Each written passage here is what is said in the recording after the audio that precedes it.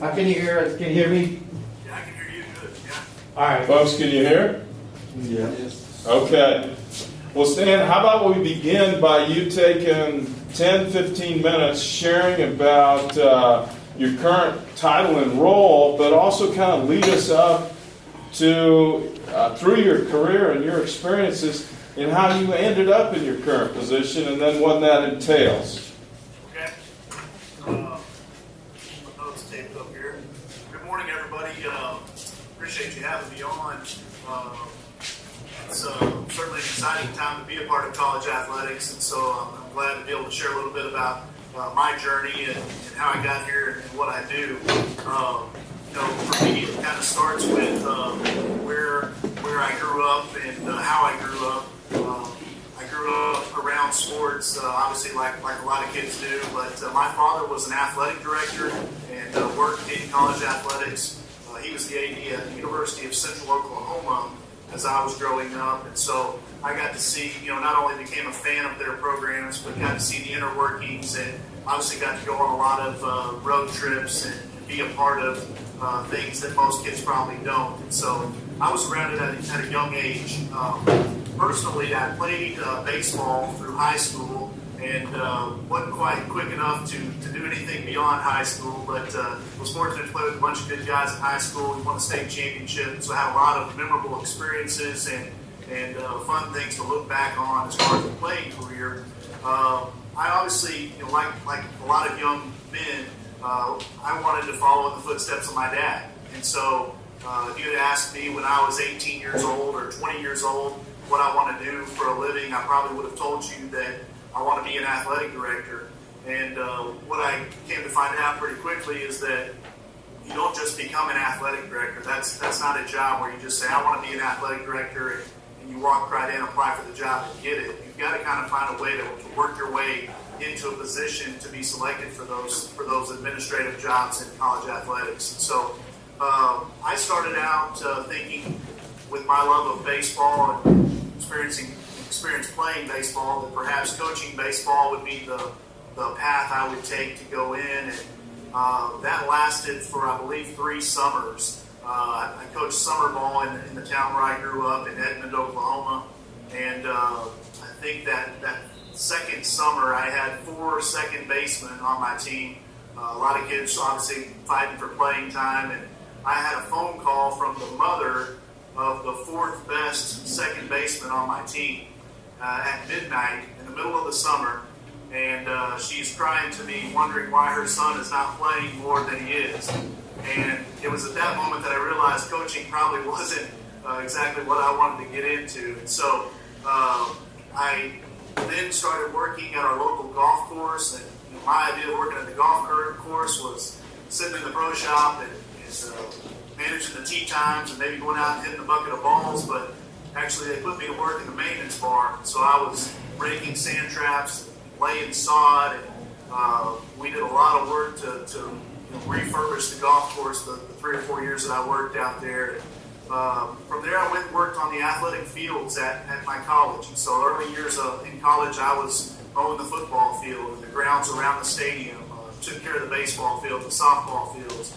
And again, in this part of the country, as hot as it is outside, and I just realized I don't want to be working outside my whole life. And so from there, I went to work for the sports information director in the athletic department. And that's where I kind of found an opportunity to really do something from a career standpoint. And so worked in the SID office the rest of my college career, got my first job out of college as the sports information director at Midwestern State University, which is in Wichita Falls, Texas, and of course a member of the Lone Star Conference. Worked there for 4 years, really enjoyed my time there and learned a lot. When I got there, I was 22 years old. I had just turned 22, so I was right out of college and pretty young, obviously. When I left, 4 years later, my title for my job had grown from sports information director to, I'm going to have to read this because it's 12 words, but my title when I left was Assistant Athletic Director for Sports Information, Marketing, Public Relations, and Game Management.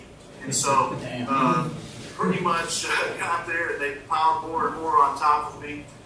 Certainly enjoyed my experience there, but I kind of realized that I wanted to get back to doing one thing really well. I'm not one to go halfway or half speed on any tasks, and so I was kind of getting worn down by being spread thin over all those different areas and with that many expectations placed upon one position. So I moved from there to Tarleton State and kind of got back into sports information focus and was the SID at Tarleton for 3 years. Of course, Tarleton's in Stephenville, Texas, also a member of the Lone Star. Was there for 3 years. And then I had the opportunity to come over here to the Lone Star Conference as Assistant Commissioner for Media Relations.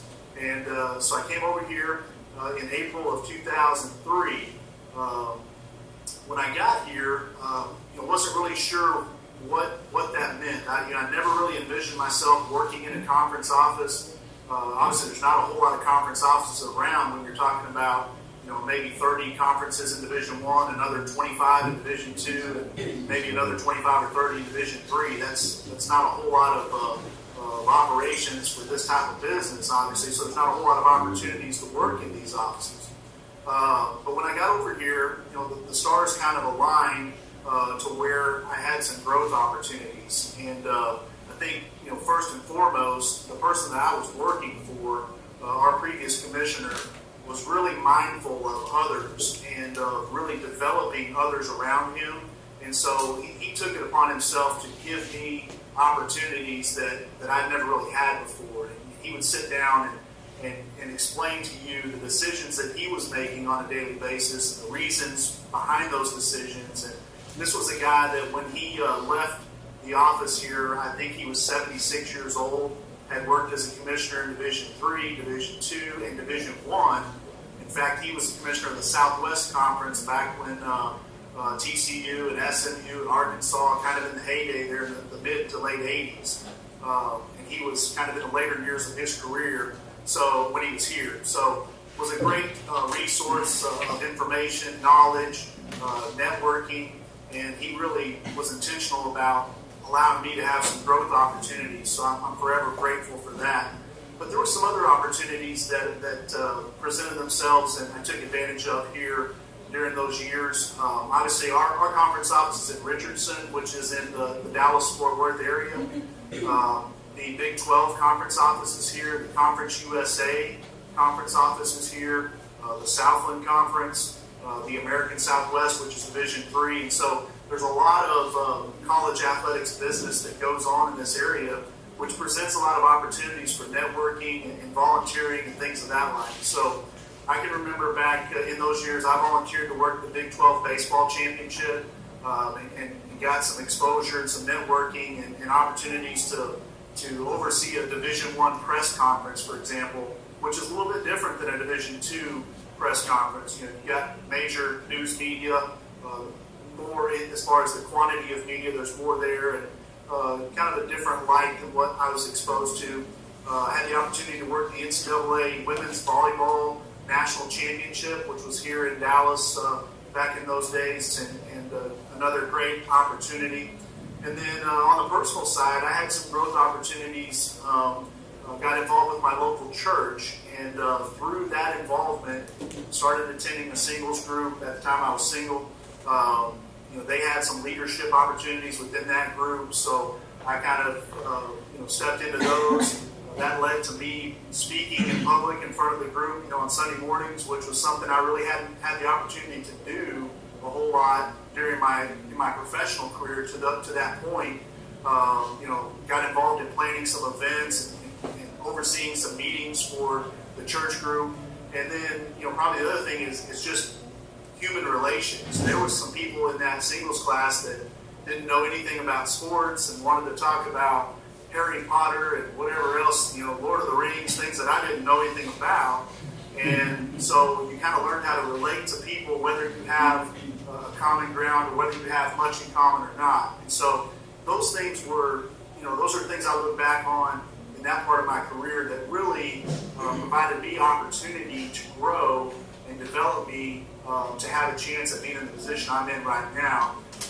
The other thing was timing. I when I got over here was April of 2003.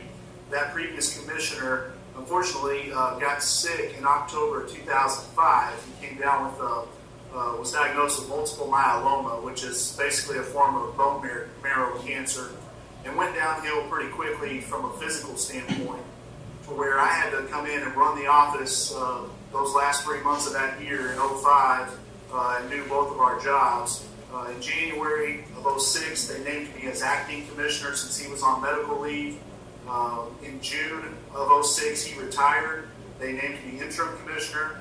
Did 6 months of that, and then January of 07, interviewed along with 3 other candidates and was hired to be the commissioner in January of 07. So if you look back on it, I've been with the conference office now about 11 years. I'm starting my 8th year as commissioner, and I think as I reflect on my personal journey and try to relay to you what's important from that, the story for me is, the reason I'm in sports is I've got a passion for sports. It's familiar to me, and I think that enables me to achieve a certain level of expertise in this field. And so, as you look to a career, I think your passion is something to look on. What are you passionate about? And then also, what are you familiar with? Because those things make it easier for you to become an expert. The other thing is, you got to find a way to get your foot in the door.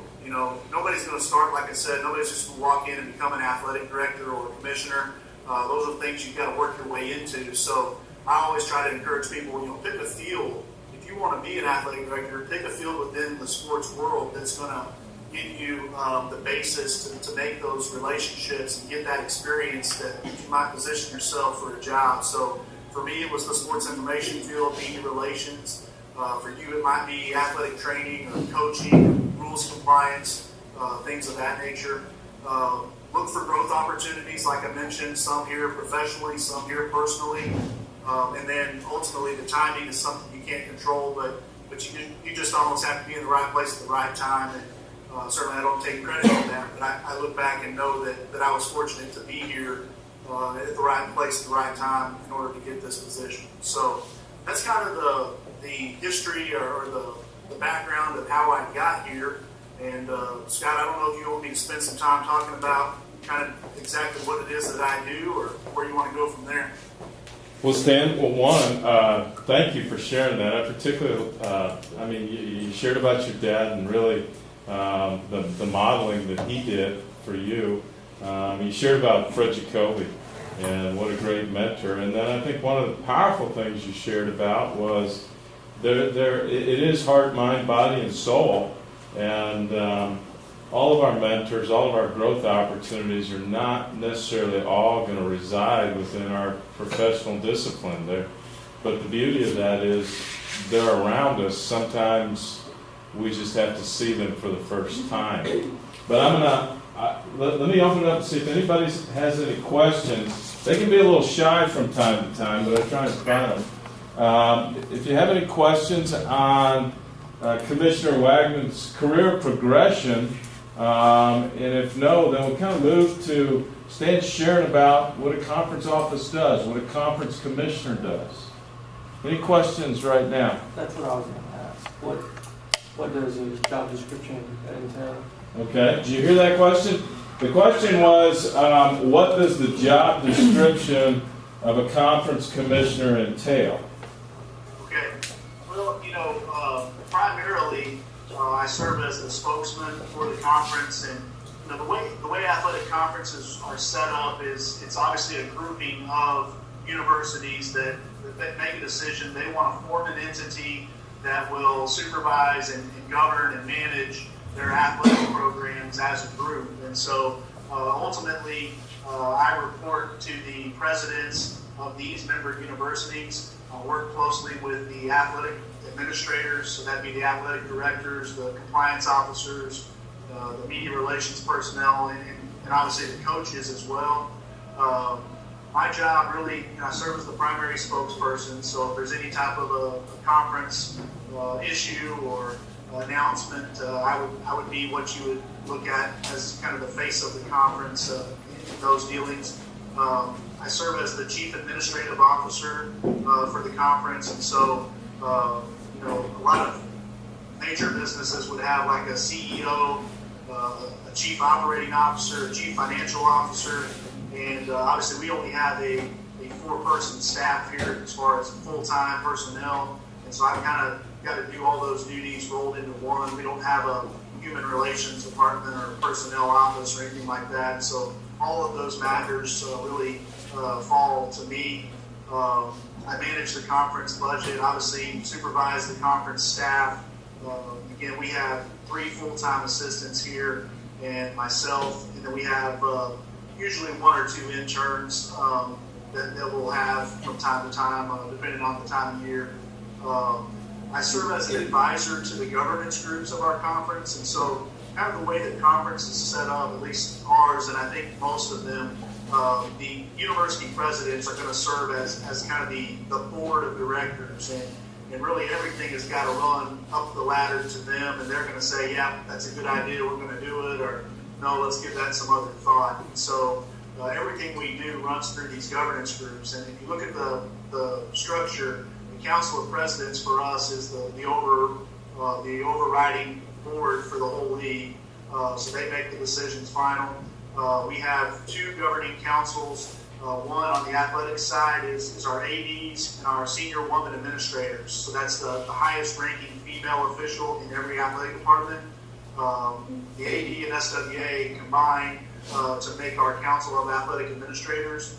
And then we have Council of Faculty Representatives, which is 1 faculty member on each campus that basically serves as a liaison from the athletic department on your campus to your faculty. And then at a conference level, they kind of serve in they provide some oversight and really weigh in on matters of student-athlete welfare, missed class time, things of that nature, health and safety, well-being for our students, and certainly they want to make sure that our athletic departments match up with the academic mission at their institution. So you've got those governing councils that I work with, and then each coaches group, so like our football coaches serve as what we call an advisory group, and they basically provide advice in the rules of football, the operating procedures within our conference for football. And so my role as commissioner is to serve as advisor to all those different groups.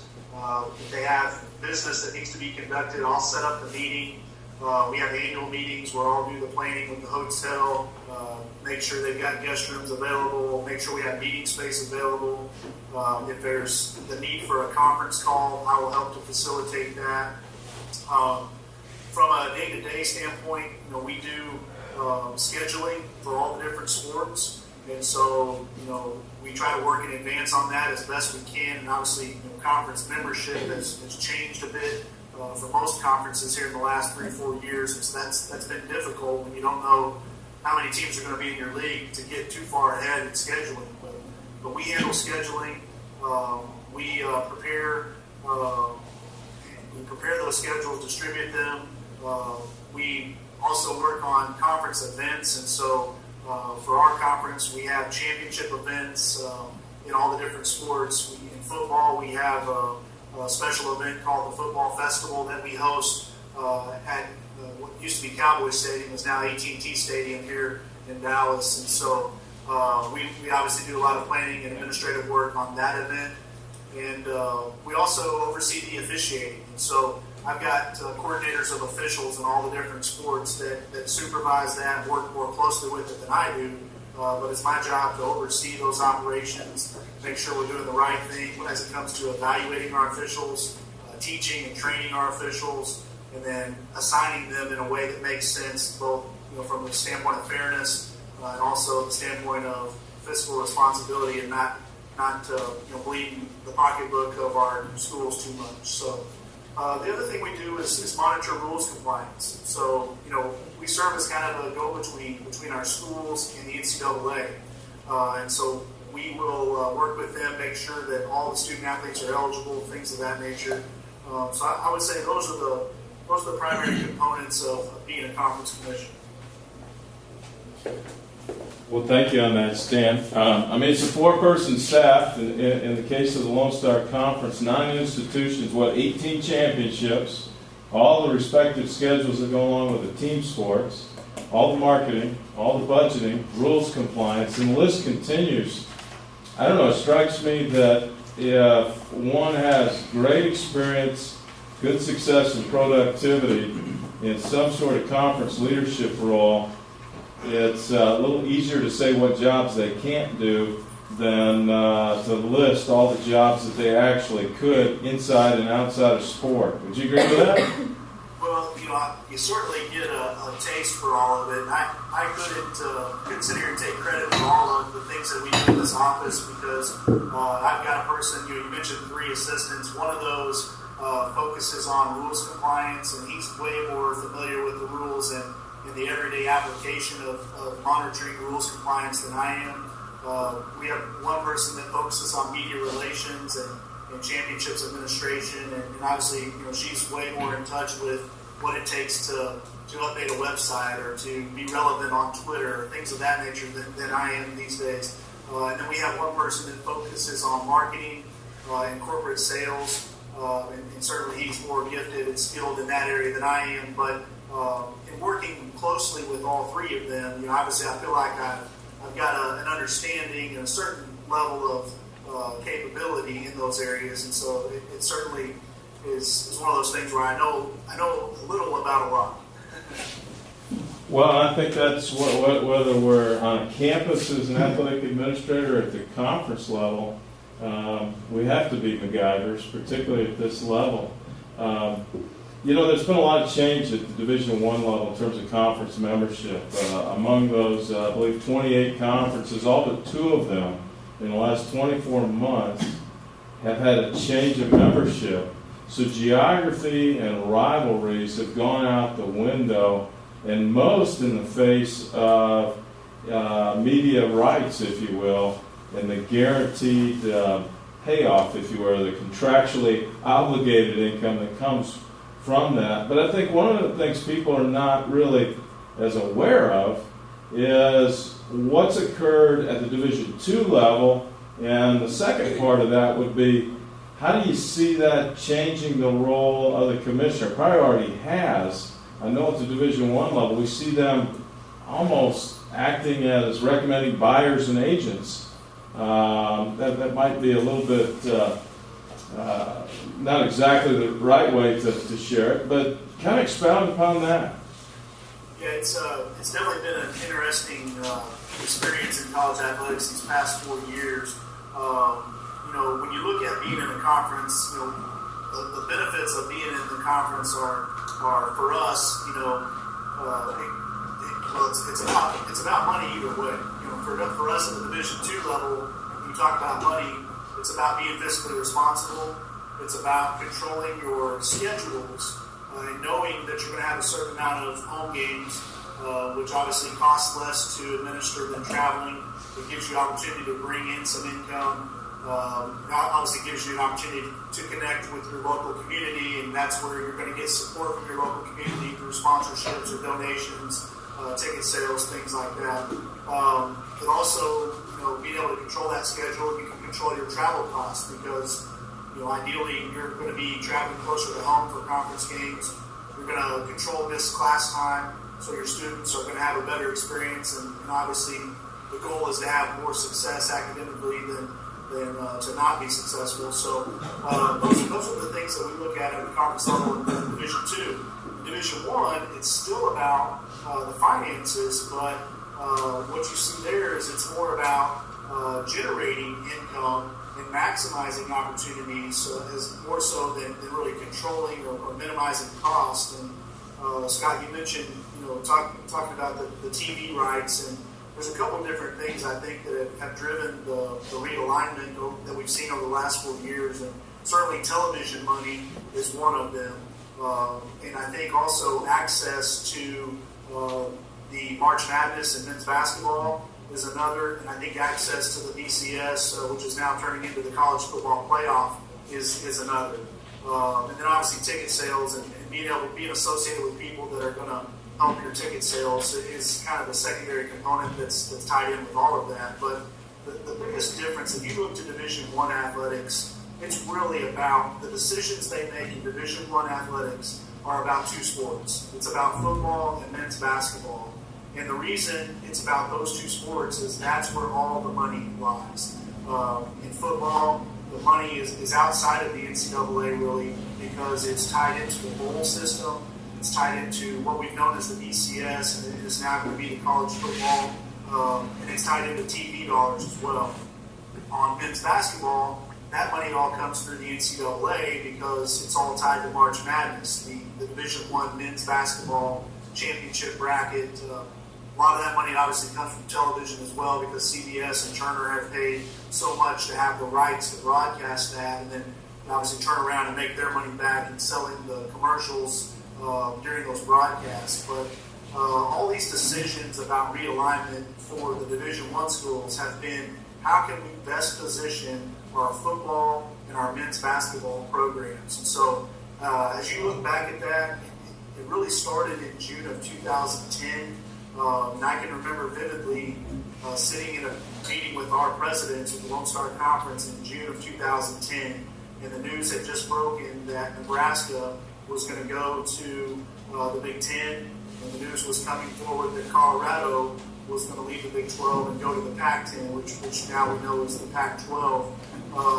And so if you look back on that, and I remember that day talking to our presidents, I told them we need to pay attention because not only can we learn from the way the Big 12 handles this, if we're faced with the same situation, we need to learn from the way others handle it, but there's going to be a line that's going to start at the top and it's going to trickle down, and I promise you it's going to get to us. And so if you look at that, obviously everybody knows about the change that's happened at the highest levels, but it has really impacted college athletics in Division II and even Division III.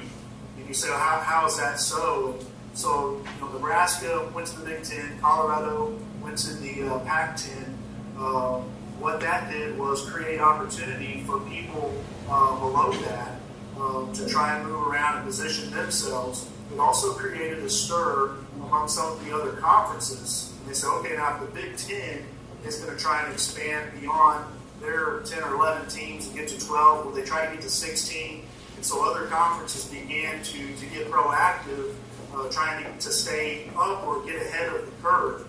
And so you had TCU make a decision to go to the Big East. And, I think we could all sit here and say, what makes sense about TCU being in the Big East? I think, if I'm not mistaken, there's a school in California that even joined the Big East. What makes sense about that? And the only thing that makes sense is the access that the Big East has to March Madness and obviously the status that the Big East had as a BCS football conference. Those are the reasons why you would want to get in the Big East if you're in Texas or California. And so TCU went to the Big East. We all know now they never played in the Big East. They came back to the Big 12 and got in the Big 12. But see, TCU had to leave somewhere to do that. And when they left the Mountain West, others left as well. Utah, BYU left. And when the Mountain West lost those schools, they looked to replace them. And so, the WAC had some schools, Boise State, San Diego State, Fresno State, Nevada, that all took advantage of their opportunity and moved to the Mountain West or wherever it was. And so then the WAC started looking at and deciding what they're going to do. And at least one Sun Belt school, Denver, went to the WAC. The Sun Belt, meanwhile, is losing schools to Conference USA because Conference USA was losing schools to the ones I've just been mentioning. And so the Sun Belt looks up, and Florida International's gone, and Florida Atlantic's gone, and North Texas leaves, and what are they going to do? And so then you start to look at the Southland Conference. And the Southland Conference is it's one of the smaller, I guess you would say, at the bottom end of Division I as far as all the conferences are concerned. And it's also the one that's most nearby our institutions from a geographic standpoint. And so the Southland lost UTSA. They started football and left. They lost Texas State. They lost UT Arlington. And so then the Southland looks to replace their schools, and that's where, sure enough, in June of 2010 was when I had that conversation. And in October of 2010 was when, September, October of 2010 was when Abilene Christian contacted me and said, hey, we think there's going to be an opportunity in the Southland, and we would like to do a study and see if that might be the right thing for us. And so it took some time to play out, but ultimately Abilene Christian and Incarnate Word, two members of the Lone Star Conference, seized the opportunity that they thought was best for their institution and left and went to the Southland. So again, you go back to June of 2010, that's what started things moving, and in a matter of 2 years, we had lost 2 schools that were directly tied to that movement. What's made things harder for us, and not everybody understands the impact of realignment and all the movement that's happened in Division II. But the thing that's made all this harder for us was about that same time frame in the summer of 2010, we had 5 members. And to let you know, back in the summer of 2010, we had 16 member institutions. We were one of the bigger, and had been one of the bigger conferences in the Division II membership, and really all the NCAA as far as number of members for about a 10-year period.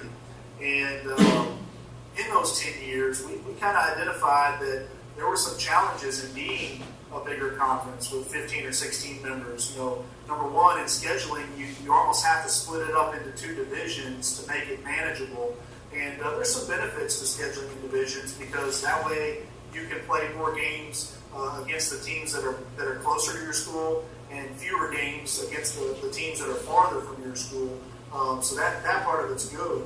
The downside is it almost, the word division is a root of the word, to divide. And so it's a divisive force within your own conference, and you almost have a north versus south component. And for our league, there began to develop an Oklahoma versus Texas component, and a lot of things played into that, whether it was the competitive parity, and if the Texas football schools were better than the Oklahoma schools, it seemed to kind of trickle down from there. If the facilities were better, if the funding was greater, the philosophy was different.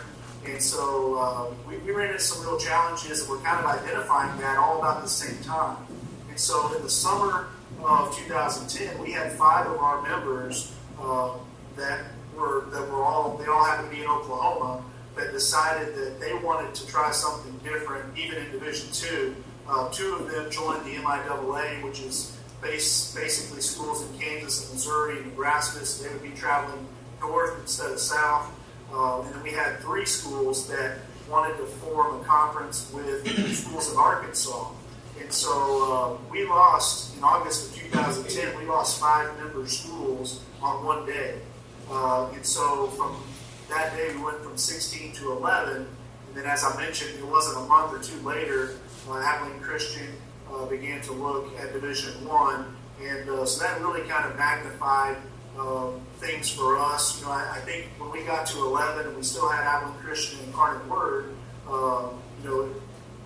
building this thing back and adding, making our membership more stable and whole was a lot easier task. If we could just get 1 more school, we'd have 12, 2 more schools, we'd have 14. And so when Abilene Christian and Incarnate Word left, obviously it's kind of cranked up the pressure on us to really do some things that will reinforce our stability, give us some viability from a membership standpoint going forward. So as the whole realignment thing has played out, it's definitely had an impact on us. In Division III, I can tell you there's 2 conferences that really reach this part of the country, the American Southwest Conference and the Southern Collegiate, and both of them have gone through pretty massive changes in their membership as well, and are still trying to sort it out. So it looks like at the highest levels of Division I, it's beginning to kind of shake out a little bit. I saw an article just a couple of days ago on the ESPN website where the conference realignment era is over. And I don't know if I believe that or not, but as things settle down at the higher end of the college athletics world, hopefully we'll find some solutions and some stability, and things will settle down for us as well. That was a great chronology, and I've lived through it in different ways with you, and I appreciate that. But I'm curious if you guys have questions, because the thing that's intriguing, I think, about a Lone Star Conference, and both of us have wrestled with it, we had members remain in Division II and go to 2 different conferences, but we also had members leave Division II and go FCS Division I. So I'm curious questions. Well, are you guys in competition with like other conferences, like the MIAA or? Meaning competition for members? For members or for financial success or? Okay, his question is, are we in competition, meaning the Lone Star, with other conferences? The example you used with the MIAA for things like members, or you said finances, maybe prestige, branding. Like TV rights, maybe like TV rights. ESPN 3. That we did on ESPN 3. He's being aspirational for us, I think. Yeah. Well, from a TV rights standpoint, some of those things are more geographically inclined, I guess, in Division II. We don't necessarily deal with national TV broadcast a whole lot. Ours is more regional. Even if you look at trying to get corporate sponsorships to support the conference or the conference events or whatever it is, a lot of times we're dealing with regional sales managers. So we're not going to be talking to the national account for State Farm. We'd be talking to either local State Farm agents or the regional advertising manager for State Farm. And so because we're more regional in nature, we don't compete for dollars necessarily with other conferences. We don't compete for TV exposure with other conferences. Now, some of that could be, I guess the exception to that would be if you have other conferences that share the same footprint with you, and certainly we do in the Heartland Conference. And so, I would say that the Heartland Conference has a lot of the smaller private schools in this footprint, and then obviously we have a lot of the mid-size state-funded universities in this Texas, Oklahoma, New Mexico footprint. And so it's a little bit different dynamic. We don't exactly have the same things, but certainly if we went to Geico and they went to Geico, we'd probably be competing for the same dollars. If they go to Fox Southwest and we go to Fox Southwest, we'd be competing for the same TV coverage and things like that. So it just, it's all more regionally based. Excuse me. As far as memberships, it's absolutely evolved into a situation where you're competing for members. And it's not the best part of the job, certainly, because as commissioner of the Lone Star Conference, I go to commissioners association meetings and meet with the commissioners of all these other Division II conferences, and we do business together. We share best practices. We kind of serve as a body to oversee Division II athletics and try to be a voice for what's good for our member schools, our student athletes, things of that nature. And so, these are guys that I'm trying to work with for the betterment of our own programs and Division II athletics altogether. But at the same time, if the Lone Star Conference has 9 members and we want to have 12 members, then I've got to find 3 schools from somewhere. And the reality is there's not a whole lot of independents out there these days. There's not a whole lot of people that are stable enough on their own to say, we don't need a conference. And so it's not a situation where I can go to school and try to convince them to be a member of a conference. It's a situation where we're going to schools and trying to show them that being a member of our conference is going to be better for them in the long run than staying either in the affiliation, the national affiliation, so maybe they're NAIA right now, or maybe they're NCAA Division III, or they're a junior college, and we can convince them that being Division II might be the best long-term fit. Maybe they're at the lowest end of Division I and not successful and losing money, and we could go to them and convince them that Division II would be a better fit.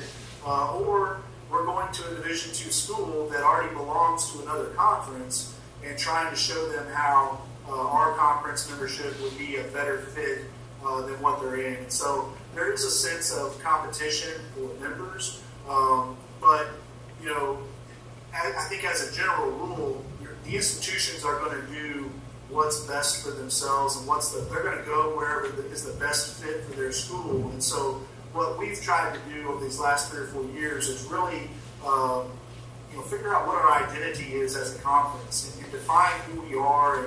And we've come up with what we feel like our organizational values are, and what we really place a great deal of importance on. And then we've tried to back that up. And I think the football festival that we run at what used to be Cowboy Stadium is now AT&T Stadium is a great example.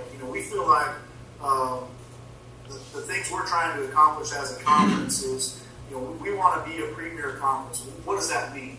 To us, it means we want to be the center of attention. When people think of an NCAA Division II conference and how things are done at this level, we want them to think about the Lone Star Conference. We want our programs to be competitive, both on a regional scale and a national scale. And so we're doing things, whether it be organizing our conference championships to where they have a similar structure, a similar feel to the NCAA, so that by the time our basketball teams get to the NCAA regional, they know the drill. They're kind of in the routine. They know what to expect as far as all the different nuances of being in the NCAA tournament, whether it's a press conference or the practice schedule or whatever it is. Hopefully we can give them that experience at our conference tournament. It just takes one more thing off their mind when they go to the NCAA tournament, and they can feel more at home and hopefully have more success. So we want our schools to be competitive, ultimately we want the things that we do as a conference to add value to each of our member schools and their athletic programs. And so we can do things together as a group that maybe you can't do on your own. And so we've been real intentional about creating opportunities for the universities to use athletic events to reconnect with alumni, to maybe have development opportunities where they can bring in potential boosters or financial donors and entertain them, help them to become familiar with the athletic programs in a really first-class setting. And so that's where, like, the football festival is a real intentional effort on our part to put the very best of the Lone Star Conference on display and really try to add value and demonstrate how membership in our conference adds value to our member schools. And so that's exactly what you see our schools doing when they come to participate. It's not just moving a football game from your campus to Dallas. What it's doing is, in effect, giving your university, whether it's the athletic department or the entire administration, the alumni office, the development office, the admissions office, it's giving them a second opportunity. Homecoming is an opportunity that every school takes advantage of. And they clean up campus and they bring everyone in, and they have, it's the best of your school is that homecoming week. And so it's an opportunity to reconnect, to promote everything that's new on your campus and all the reasons to stay a part of your campus. This football festival is very similar to that. It gives our schools an opportunity in the Dallas-Fort Worth area to reconnect with alumni, to recruit new students, to put their athletic programs on a pedestal and really show the very best part of what we do in athletic competition. So we've really tried to identify who we are and then put that out there in hopes that other member schools, as we're having these conversations, other Division II members would see that, hey, Lone Star Conference has got some great things going on, and long term we'd be in a better place in that conference than our own. And so I think that's definitely, that's the way we've approached it as far as competing with other conferences for members, is really to focus on ourselves, making clear who we are, what we're about, and hopefully that will measure up to where they want to be a part of it. Well, Stan, thank you. That is a tremendous response, very comprehensive, and I mean, just a tremendous amount of learning and leadership pearls to come from that. We're about out of time, but I want to give these folks an opportunity to give you a hearty South Texas round of applause for joining us today. And ironically enough, I know you and I later this afternoon with the rest of our peers, about 2 o'clock, I think we have a conference call. So I look forward to that. And the other thing I want to do in front of these students is really congratulate you. You shared the chronology of how you stepped into your role as commissioner. But more importantly than that, I think as you look in the rearview mirror of what is just recently 7 years complete. And when I say the growth of the conference, not necessarily in membership, but the growth in our offerings, the growth in how we govern, the growth in how we schedule, the growth in our festivals, and the list really continues. It does take a leader. It takes a shepherd to do that, and we're one institution among 9, so we thank you for that, and look forward to reconnecting with you this afternoon. Okay, Scott, thank you. Appreciate everybody's time. Thank you. Good luck with the rest of the day. Thank you, Sam. Good night.